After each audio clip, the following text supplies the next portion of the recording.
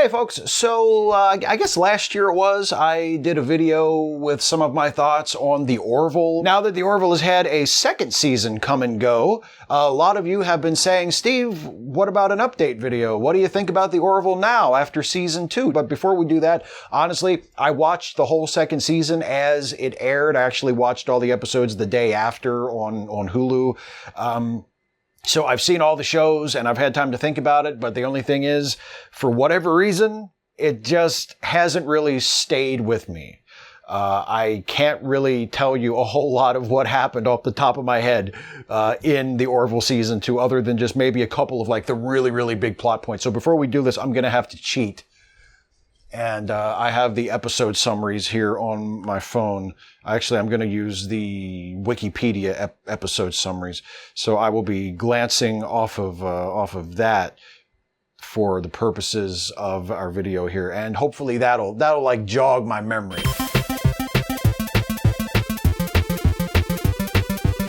So the first particular episode of season 2 of the Orville was called Jaloja.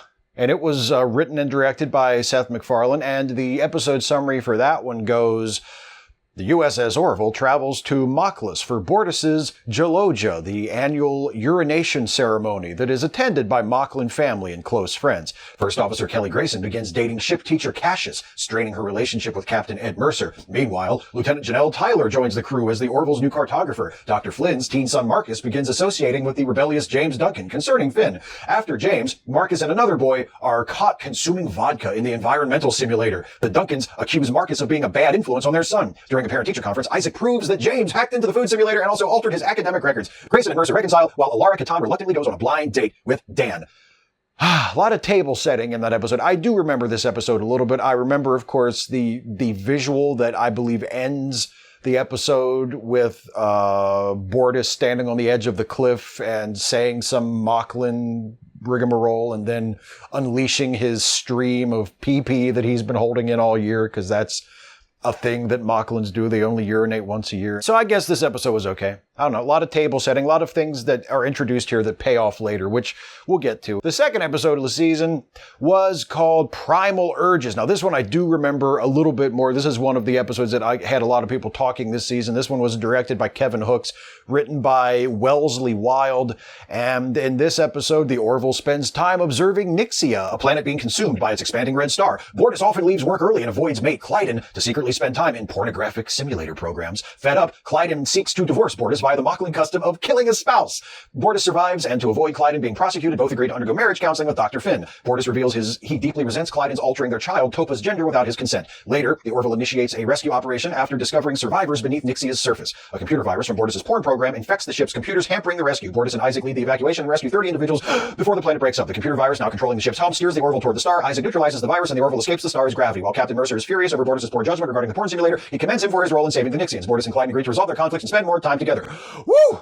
Boy, they are really thorough with these Wikipedia episode summaries, aren't they? So, yeah, I remember this one. This is not only is this a might as well call it a holodeck episode. It's the Orville equivalent of a holodeck episode, but it's the porn episode. So TNG had Lieutenant Barclay in the episodes where they would deal with holo addiction and how people get attached to things in the holodeck and start to prefer that world to the real world. And they do the same thing here with Bortus, but they put their I just invented a word, their Orvillian spin on it.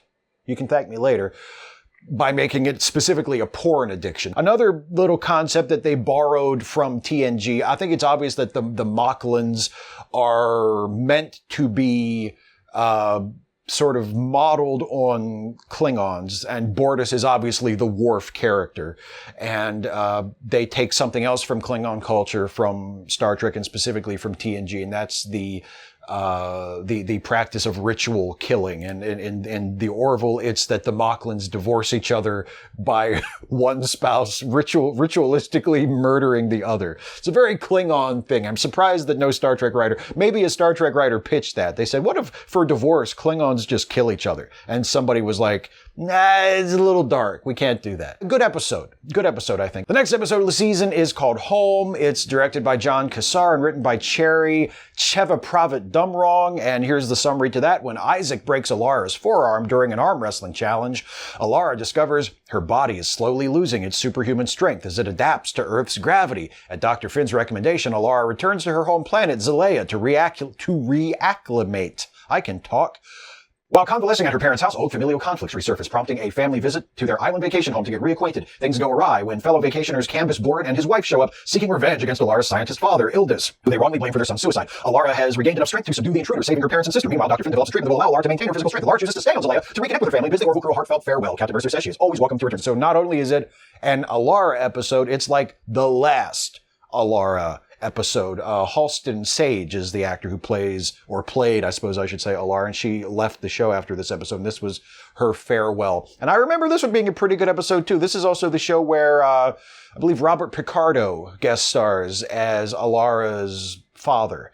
And it's an off-ship episode. It's focused on Zalea and on Alara's family home and their conflict, and it's a very change of pace episode. And I remember thinking it was really good and really liking it. Episode 4 of season 2, Nothing Left on Earth Excepting Fishes. This one is also directed by John Cassar, written by, here's a familiar name, Brannon Braga and Andre Bormanis. After making their romance known, Captain Ed Mercer and Lieutenant Janelle Tyler leave for a short trip together. While en route, the Krill capture their vessel. Janelle is tortured, forcing Ed to divulge his decoy command codes. He soon learns that she is actually Talea, the Krill teacher Ed encountered during a previous mission. Disguised as a human, she volunteered to capture a Union captain to seek revenge on Ed for her brothers' and crewmates' deaths. Another species attacks the Krill vessel. Ed and Talea use an escape pod and land on a nearby planet. Talea, susceptible to sunlight's effect, must rely on Ed to coordinate a rescue. Back on the Orville, Kelly questions Gordon's motive in taking the career-advancing command test. Ed successfully signals the Orville, and he and Talea are rescued. In a controversial move, Ed releases Talea to the Krill as a means to open diplomatic relations with her xenophobic race. She warns him the Krill will never negotiate, as all other humanoid species are considered expendable and inferior soulless beings. Woo! Okay, I like this one because this pays something off. This pays off both the introduction of the Janelle character at the beginning of this season. It throws a twist in there and like, aha, she's not who you thought she was. She didn't turn out to just be a love interest that they gave the captain. There's something to her. I like that. I also like the fact that it is a payoff to something that happened in the previous season when Gordon and Mercer were on the Krill ship. And that was something that a lot of people brought up in comments of my previous Orville video when I mentioned certain things that happened in episodes. And after this episode aired in this most recent season, they said, what do you think now? I very much appreciate it. I like the fact that it picked up a thread from the previous season and continued on with it, did something else with it. I think that's a mark of a mature, confident show. Next episode is All the World is Birthday Cake, directed by another familiar name from Star Trek, Robert Duncan McNeil, good old Tom Paris from Star Trek Voyager, and written by Seth MacFarlane. The Orville detects a signal from Rager 2, a planet searching for other intelligent life in the universe, and initiates first contact. The Regorians welcome Ed, Kelly, Claire, Bortus, and New Zelayan security chief Tala Keali. However, when it is learned that both Kelly and Bortus have birthdays in a few days, the Regorians denounce them as Giliacs, or Giliacs, I can't remember how it's pronounced, people predisposed to violence. I think it's Giliacs. They are immediately sent to a Giliac internment camp. Claire deduces that Regorian culture is based around astrology. Giliac is an astrological sign, and those born under it are considered potentially violent. Tala correctly hypothesizes the origin of the Giliac stigma. A star in the Giliac constellation collapsed into a black hole millennia earlier. The star's disappearance was interpreted as a bad omen. John deploys a solar reflector that simulates the star when viewed from the planet. With the star's apparent resurgence, Giliacs are no longer considered inherently dangerous, and Kelly and Bortus are released after, or I almost said released after being executed. That wouldn't make no sense.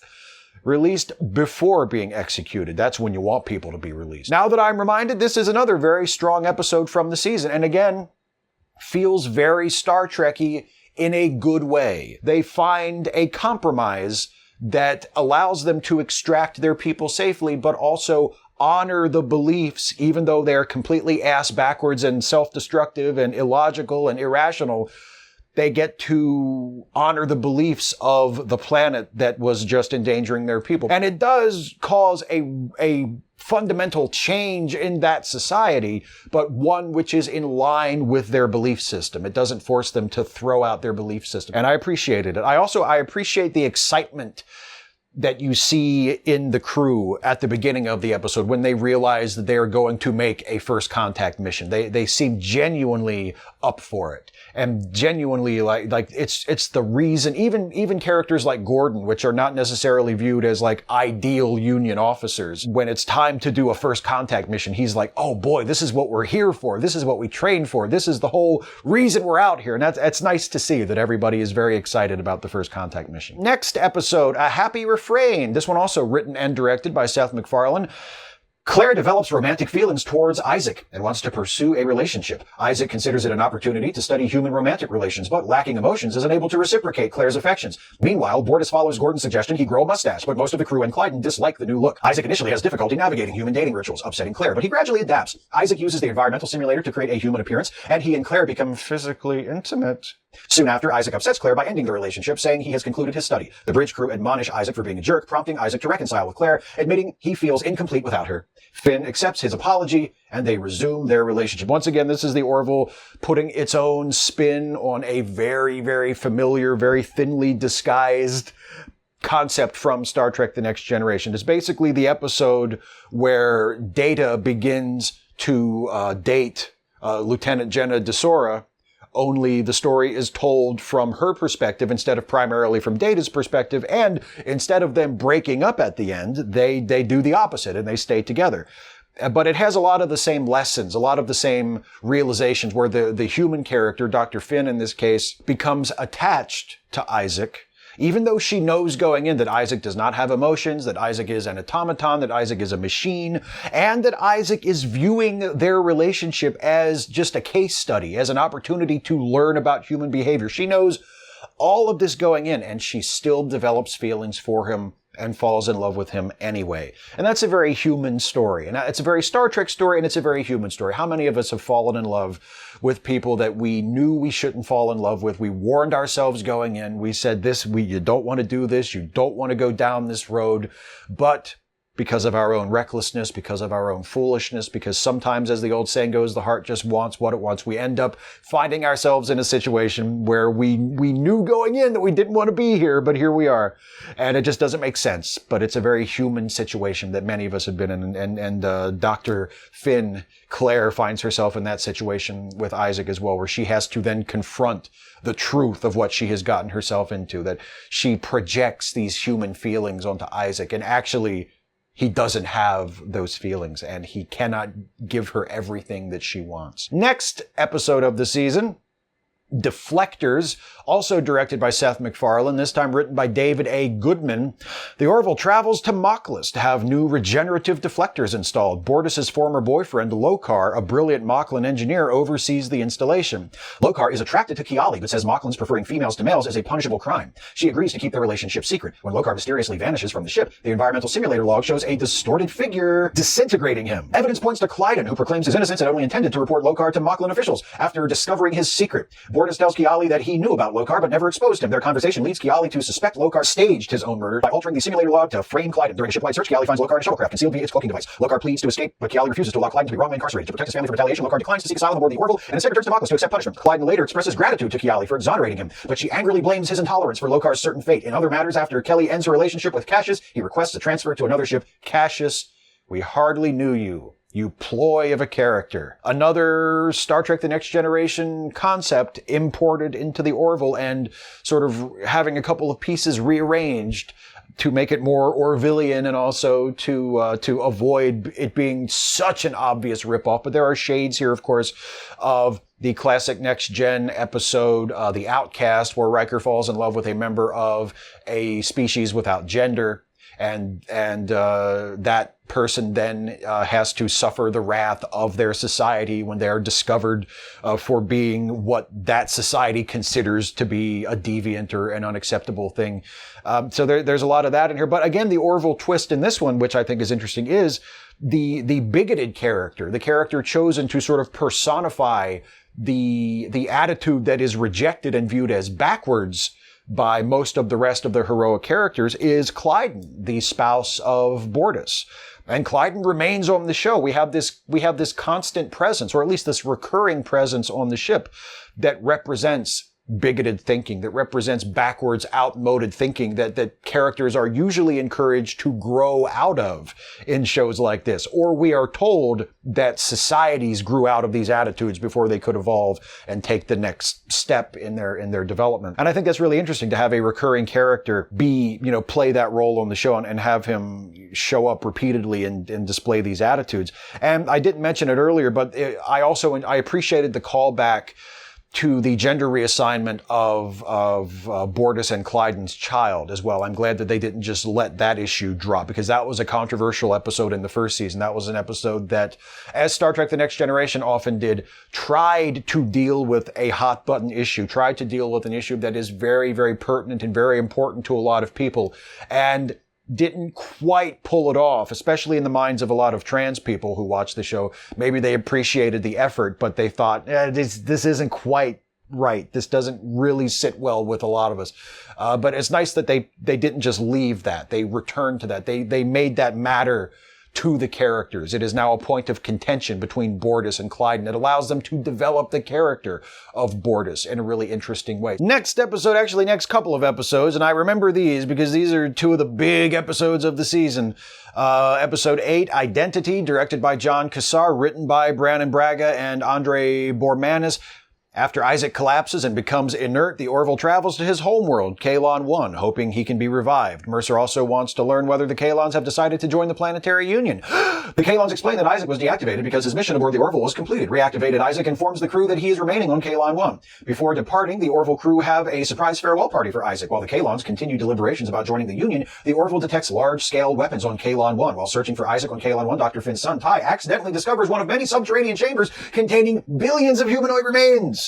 The Kaylons killed their biological creators for enslaving them, despite knowing they had evolved into sentient beings. Also, Isaac's true mission aboard the Orville was to evaluate whether biological Union species were worth preserving. The Kaylons need to expand their population beyond Kaylon 1 and have decided that they are unable to coexist with Union populations. They violently commandeer the Orville and head for Earth, accompanied by a fleet of the earlier discovered weapons. Dun dun dun. And then it's a cliffhanger. It's the first two-parter of the Orville, the first epic cliffhanger.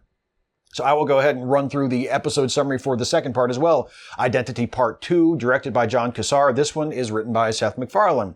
As the commandeered Orville and the massive Kaylon fleet race toward Earth to exterminate all biological life, the ship's crew remains imprisoned in the shuttle bay. After Yaphet travels through the vents and retrieves a weapon, Bortus shoots the two Kaylon guards. Kelly and Gordon are then able to escape in a shuttlecraft in an attempt to recruit the nearby Krill as allies. Later, Yaphet and Ty travel through the vents and successfully transmit a warning signal to Earth before being discovered. Yaphet is left stunned, while Ty is taken away. Pursued by a Kaylon vessel, Kelly and Gordon reach Krill space and ask for their help. Kaylon Primary, doubting Isaac's loyalty, orders him to terminate Ty. Isaac instead kills Primary, then deactivates all Kaylon aboard the ship, including himself with an EMP. The Orville crew retake the ship and join the ensuing battle, though Union forces are being overwhelmed. Krill reinforcements arrive, forcing the Kaylon into retreat. After Yaphet revives Isaac, Admiral Halsey informs Mercer and Kelly that the Union Council may permanently deactivate him. Mercer and Kelly assert Isaac poses no danger, and Halsey allows him to remain aboard the Orville. Isaac reconciles with Dr. Finn and is resigned to never seeing his home world again. Woohoo! Okay.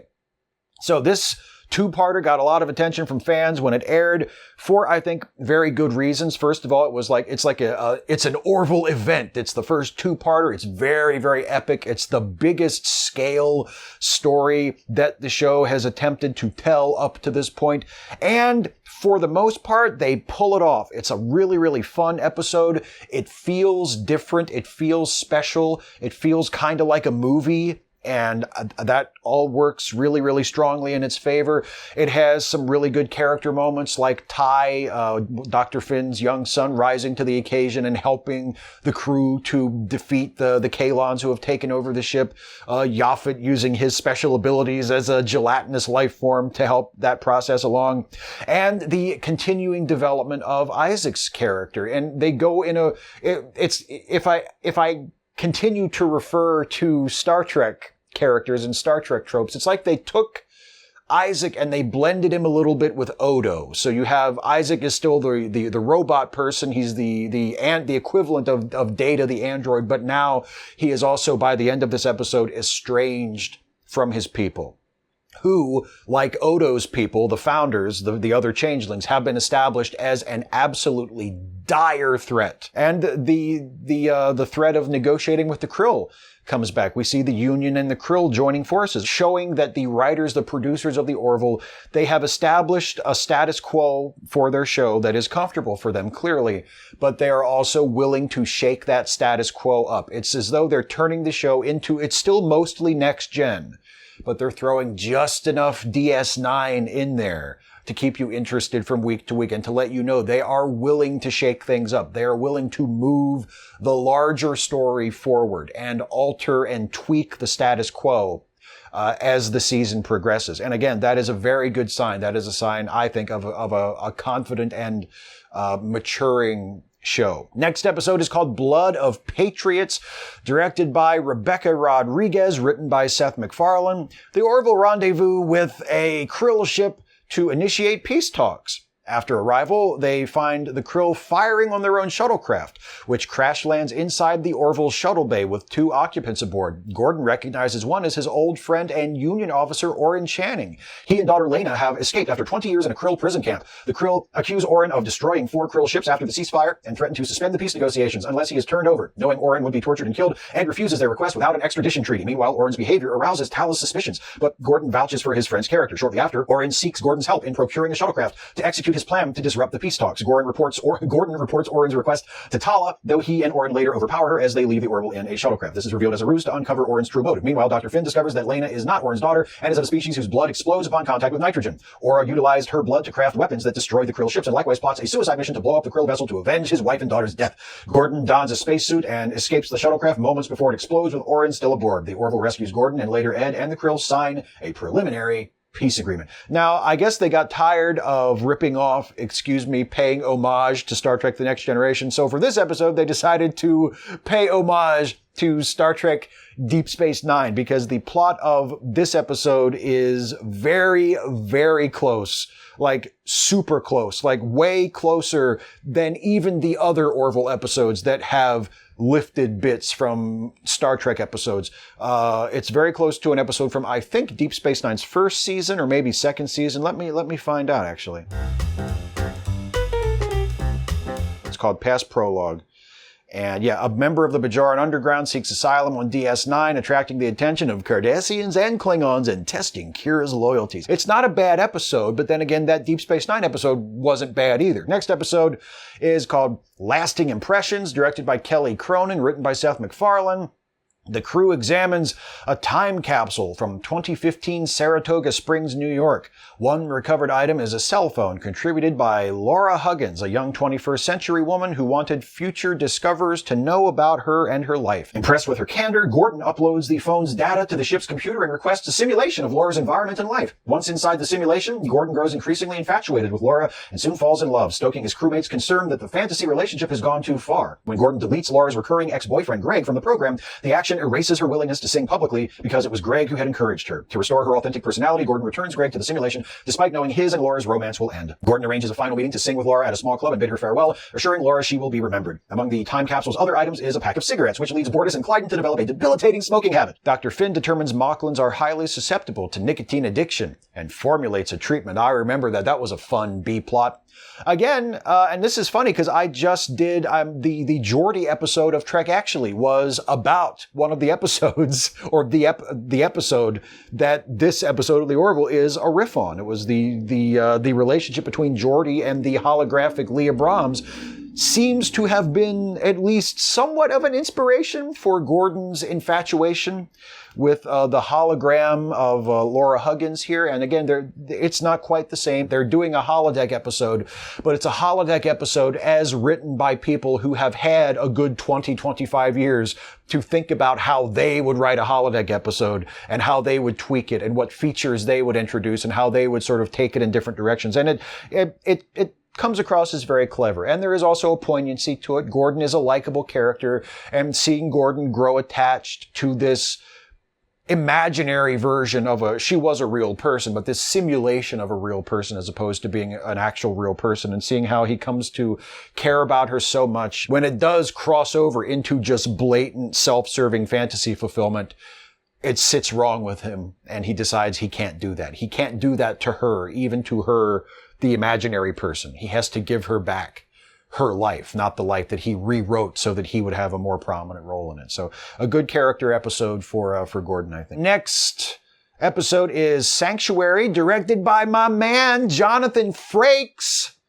written by Joe Menosky, another familiar name, who was a writer on Star Trek, I believe on Star Trek Voyager, and I think on Star Trek The Next Generation as well, Joe Menosky. After undergoing a weapons upgrade at Moklis, the Orville takes on 2 Moklan passengers, Engineer Torin and his mate Korik. The duo are smuggling their female infant off-world to avoid gender-corrective surgery or persecution. Borders uncovers their secret, but Sympathetic remains silent. After the Moklans transfer to another ship, Captain Mercer learns the truth and wants to verify their story over security concerns. The Orville tracks them to a 6,000-member all-female Moklan colony on a world hidden within a nebula. Moklan female births are more prevalent than reported, and for years, some infants have been secretly transported to the colony. Their location exposed, the colonists are at risk of a Moklan invasion. Mercer urges leader Havina to apply for planetary union membership to protect the colony. Havina pleads her case to the Union Council, in part by reciting lyrics from Dolly Parton's song 9 to 5. In response, the Moklans, the Union's largest arms supplier, threaten to secede. As the Orville is attacked by Moklan forces sent to apprehend the colonists for child trafficking, Admiral Halsey breaks the council deadline by negotiating a compromise. The Union will delay the colonists' membership application. The colonists will halt transporting infants, and in return, the Moklans will cease all hostilities against the colony. Mercer is disappointed, but Havina assures the Orville crew that this small victory is just the first step in the female Moklan revolution. Now, this is a really strong episode, I thought, and it is not obviously based on any particular episode or any particular storyline from a previous Star Trek show, at least not one that springs to mind immediately. And that might be why I appreciate this episode so much. For as often as the Orville goes to the Star Trek well, as often as it seems like the Orville's writers just look up episode summaries of Star Trek The Next Generation, or in one case, Star Trek Deep Space Nine, and say, this is a good idea, let's adapt this to our show. And that's, again, if they do a good job with it, that's fine, because it's clear that part of the purpose of the show is to be a pastiche of Star Trek. So I don't necessarily blame it for that, because that's just what it's supposed to be by design. But I appreciate when they can find a way to use the pieces they have assembled over the past 2 seasons and do something that is not a direct callback or a direct riff on something from Star Trek. And the situation they have set up with the Moklans and the rest of the Union is very interesting and very reminiscent, I think, and probably intentionally. I will give them enough credit to say that they mean this. It's very reminiscent of the relationship between the United States and many other Western democracies and Saudi Arabia. Because just as the Moklans are the #1 arms manufacturer for the Union, Saudi Arabia is the source of great wealth and oil production for the rest of the world. And as a result, many other countries, including my country, the United States, feel as though they have no choice but to have diplomatic relations, to have positive relations with the Saudi regime, with the Saudi kingdom, even though they have an absolutely horrific human rights record. The way they treat apostates, the way they treat women, the way they treat LGBTQ people is just abhorrent and inexcusable. The Saudi government is an autocratic absolute monarchy that has probably been party to murder and various other crimes, has supported human rights disasters and military interventions that have caused human rights disasters. It's just, and the only reason that other countries deal with the Saudis and give them a wide berth and generally show them a lot of respect is because they have something that everybody else wants. And the Orville has constructed a scenario within its fiction that is a reflection of that. And I think that is fantastic, because not only does it give them the potential to make episodes that comment on our present predicament, which I think is something that any show that wants to be Star Trek needs to do. And the Orville has done that, or attempted to do that many times already, which is very much to its credit. But it also creates an incredibly intriguing situation just within the fiction. Next episode, now we come to the 2-part season finale. The first part is called Tomorrow and Tomorrow and Tomorrow, directed by Gary Rake, written by Janet Lynn. Kelly and Ed reminisce about their first date 7 years earlier. Ed is open to reconciling, but Kelly prefers their relationship as it is now. Meanwhile, Isaac is experimenting with a neurology-based time travel device.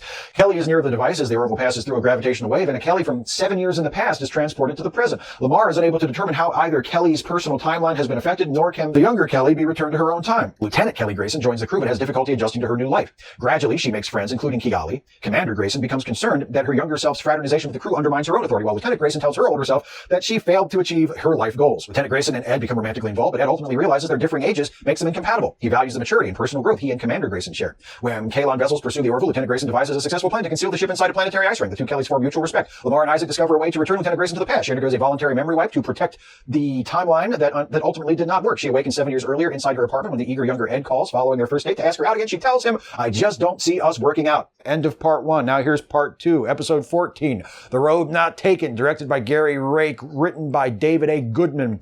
Nearly a year after the original timeline was altered, the Kaylon have conquered half the known galaxy. Ed and Gordon survive by scavenging supplies on different planets. After barely escaping the Kaylon, the ship is captured by Kelly, who has reunited the Orville officers, minus Bortus and Isaac, from her original timeline. Kelly explains that because her memory wipe failed, she and Ed never married and neither served aboard the Orville. Claire also did not join the crew, and without her and Isaac's romantic relationship, he never defected to the Union, resulting in the Kaylons annihilating Earth. Kelly intends to correct her memory wipe. Redoing the procedure requires obtaining Isaac's time travel research from the Orville and finding a synthesized key protein that Kelly's brain is deficient in. The crew obtains the protein from a resistance cell led by Alara Katan. Hi, Alara, welcome back to the show. And salvages the Orville from the bottom of the Marianas Trench in the Pacific Ocean. Bortus is found aboard, having survived with minimal life support after safely evacuating the crew. After the Orville returns to space, John uses a captured Kaylon body to remotely access Isaac's memory banks, but this exposes the ship's location. With the Kaylon closing in, John overloads the ship's systems to send Claire into the past. The Orville is destroyed, but Claire successfully goes back in time and erases Kelly's memories. Claire disappears, and Kelly accepts a second date with Ed. End of season. I really dig this two-parter. I actually think as an episode or as a pair of episodes, this works better than the Identity two-parter, even though the Identity two-parter was more of like an epic Deep Space Nine Dominion War style space battle kind of thing. I like the fact that the individual episodes function more as singular pieces than the two parts of Identity, but yet they also work together. I like the fact that the second one does not pick up right where the first one leaves off. Some time passes. We're allowed to see the ramifications of Kelly's changes in the timeline. And again, a very encouraging decision for the future of the show that they chose to end the season on such a character-based note. They didn't do the big epic two-part battle show for the end of the season. They did that in the middle with the Kaylon stories. They did the end of the season with something that is still very epic in its way and still very cool and still feels different and special, but it's rooted in character. It's not rooted in being an epic space battle. It's rooted in these characters. And I really appreciate that. So, season 2 of The Orville is over. I have to say, I like the show a lot better this second season than I liked it in the first season. I liked it in the first season, which you will know if you watch that other video. But I thought it was maybe a little too jokey or that the jokes and the serious stuff didn't mesh very well together. And this season, that was not nearly as much of a problem. They really calmed down on the humor. There were way fewer episodes and way fewer moments in episodes where it felt like they were just shoehorning in jokes because they were like, this is a comedy, it's gotta have jokes. And they just start shoveling jokes in. They didn't do that nearly as much this time. I like the Orville. I like the Orville a lot. And there are things the Orville did in season 2 that I really appreciate and give me a lot of hope for it continuing to grow and be a terrific show. And a show that I will be very happy to watch for as long as it's on, as long as it maintains, this general level of quality. It's a really terrific, really watchable, entertaining show. It took a lot of important steps forward this season. It's a terrific show. I really like it. I don't love it like I found myself loving Discovery by the end for all of its problems that it still has. I just absolutely love Discovery, and I cannot wait for season 3 of Discovery. I will watch season 3 of The Orville and I will probably enjoy it quite a bit, but I'm not like counting the days. I'm not constantly going, oh, when's season 3 of The Orville? When's season 3 of The Orville? I'm not that attached to it. And I think one really strong indicator of that was that I needed to have the episode summaries for the entire season right here in front of me so I could even talk about it. I did have notes for my Discovery review as well, but I didn't need them nearly as much as I needed these. There were some of these episodes that if I didn't have something in front of me to remind me of them, I would have forgotten that they even happened. And that is one reason why I would have to say that I connect with Discovery a lot more than I connect with The Orville. But really strong second season for The Orville. I don't want to end on a sour note or end on a, it's not as good as this other show. It's a really strong show. It was solid in its first season. It got a lot better in the second season, and I am definitely looking forward to season 3 of The Orville.